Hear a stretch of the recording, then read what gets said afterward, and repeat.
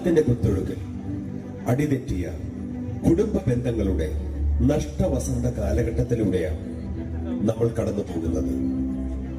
വെറുപ്പിന്റെയും വിദ്വേഷത്തിന്റെയും സ്വാർത്ഥതയുടെയും അത്യാഗ്രഹത്തിന്റെയും തീനാളങ്ങൾ കുടുംബത്തെ ആകെ വിഴുങ്ങിക്കൊണ്ടിരിക്കുന്ന ഈ കാലഘട്ടത്തിൽ ആത്മീയതയെ പടിയിറക്കി സുഖം മാത്രം തേടിയിറങ്ങിയ കൂട്ടങ്ങളായി കുടുംബങ്ങൾ ഇന്ന് മാറി.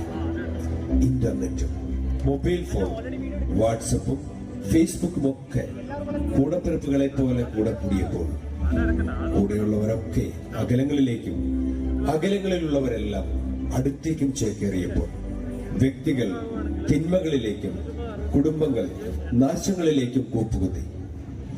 കാണുന്നവരെയൊക്കെ കാമുകനും ഭർത്താവുമാക്കുന്ന പെൺജന്മങ്ങളും നാണം കുടുങ്ങികളായ ആൺതരികളും മുഖ്യധാരയിൽ നിന്നും മാറി നിൽക്കുന്ന യുവസുഹൃത്തുക്കളും പ്രായമായവരെ പരിഗണിക്കാൻ സമ്പത്തിന്റെ കനം മാനദണ്ഡമാക്കുന്ന തലമുറയും സുഖത്തിനും ലഹരിക്കും വേണ്ടി പിതാവിനെയും മാതാവിനെയും ബലികഴിക്കുന്ന മക്കളുമൊക്കെ നമ്മുടെ മുൻപിലെ അവതാരങ്ങളാണ്.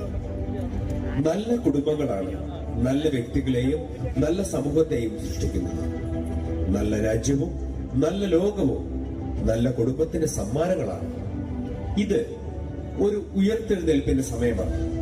കാലത്തിനതീതമായി സമയത്തിനപ്പുറമായി ജാതിക്കും മതത്തിനും മേലെ സ്നേഹമെന്ന ചരടിൽ നമുക്കൊന്നിക്കാം. പുത്തൻ പ്രഭാതത്തെ മുന്നിൽ കണ്ടുകൊണ്ട് ഒരു പുത്തൻ ലോകം നമുക്ക് പടുതുയർത്താം.